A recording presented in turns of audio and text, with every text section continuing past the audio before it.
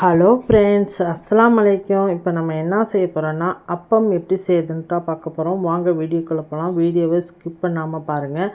அதுக்கு பவுல் எடுத்துக்குவோம், முட்டை 1 எடுத்துக்குவோம். இப்போ சீனி 1 கப் எடுத்துக்குவோம். சீனியை முட்டையும் நல்லா கலக்கிக்கோங்க. ஃபோர்க் வச்சாச்சும் கலக்கிக்கோங்க, இல்லை நல்லா ஒரு ஸ்பூன் வச்சாச்சும் நல்லா கலக்கிக்கோங்க. இல்லை ரெண்டையும் கலக்கிறதுல நமக்கு நல்ல நுரை வந்துருன்னு அந்த அளவுக்கு நம்ம நல்லா கலக்கணும். அதுதான் கரெக்டான பதம். பாருங்கள், நல்லா கலக்கிட்டேன். எப்படி கலரே மாறிடுச்சு பாருங்கள். இதில் வாசனைக்காக ஏலக்காய் தூள் 1 ஸ்பூன் போட்டுக்கலாம். ஆப்பம் நல்லா புசு புசுன்னு வரத்துக்காக நம்ம பேக்கிங் பவுடரு 1 ஸ்பூன் சேர்த்துக்கலாம். அப்புறம் உப்பு சிறிதளவு சேர்த்துக்குவோம். இப்போ எல்லாத்தையும் ஒன்றா நல்லா கலக்கிக்கலாம்.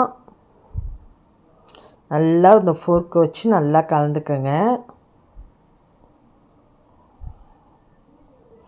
இப்போ நம்ம கலந்தாச்சு. இப்போ 1 கப்பு பால் எடுத்துக்குவோம். காய்ச்சின பால் எடுத்துருக்கேன். அதையும் சேர்த்து அது கூட நல்லா மிக்ஸ் பண்ணிக்கலாம். இப்போ கோதுமை மாவு 1 கப் எடுத்திருக்கேன். எல்லாத்தையும் கட்டிப்படாமல் நல்லா கரைச்சிக்கங்க. தண்ணிலாம் ஊற்றக்கூடாது. நமக்கு அந்த பால், அந்த முட்டை, சீனி எல்லாம் கரெக்டாக இருக்கும். நம்ம கட்டி நம்ம பாலே சேர்த்துக்கலாம். நல்லா கட்டி இல்லாமல் நல்லா கரைச்சிக்கலாம்.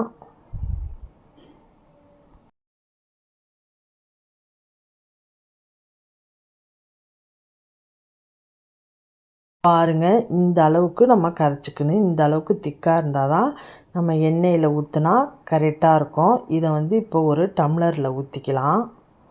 நமக்கு டம்ளரில் ஊற்றி செஞ்சால் தான் கீழெல்லாம் சிந்தாமல் ஈஸியாக இருக்கும். இப்போ எண்ணெயை சூடுபடுத்திக்குவோம். எண்ணெய் நல்லா காஞ்சிடுச்சு. இப்போ இந்த மாதிரி ஒரு குழிக்கரண்டி எடுத்துக்கோங்க. அதில் ஊற்றி நான் ஊற்றுறேன். அது தானாக வந்துடும். ஆனால் எண்ணெய் நல்லா ஹீட்டாக இருக்குன்னு அப்போ தான் போட்டோன்னே அழகாக அந்த அப்பம் அழகாக விழுந்துடும்.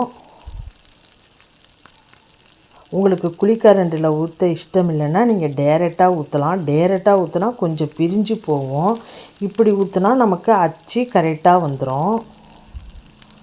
எண்ணெய் நல்லா நல்லா சூடுபடுத்திக்கங்க. சிம்மில் வைக்காதீங்க. மீடியம் சைஸில் வச்சுக்கோங்க, இல்லாக்கட்டி தீஞ்சிடும். இப்போ இதை எடுத்துட்டு நான் ஊற்றுற மாதிரியே ஊற்றிக்கங்க. நான் எல்லாத்தையும் இந்த மாதிரி சுட்டு எடுத்துக்கிறேன்.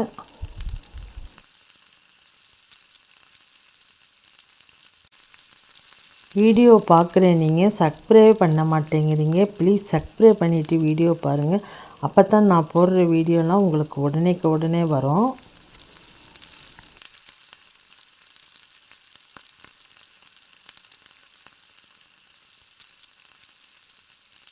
நான் எல்லாத்தையும் சுட்டு எடுத்துட்டேன். பாருங்கள் எப்படி ஆப்பம் ரெடி ஆயிடுச்சுண்டு. இந்த மாதிரி நீங்களும் ட்ரை பண்ணி பாருங்கள். இந்த பாருங்கள், ஒன்று பிச்சு காட்டுறேன். எவ்வளோ நல்லா சாப்பிட்டா நல்லா புஸ்ஸு புஸ்ஸுன்ட்டு இருக்குன்ட்டுக்கிட்டு. இது எண்ணெய்லாம் குடிக்கவே இல்லை. நல்லா கோதுமை மாவில் நல்லா ஈஸியாக செய்யலாம். இந்த வீடியோ பிடிச்சிருந்தா லைக் பண்ணுங்கள், ஷேர் பண்ணுங்கள், கமெண்ட் பண்ணுங்கள். முக்கியமாக சப்ஸ்கிரைப் பண்ணிக்கோங்க.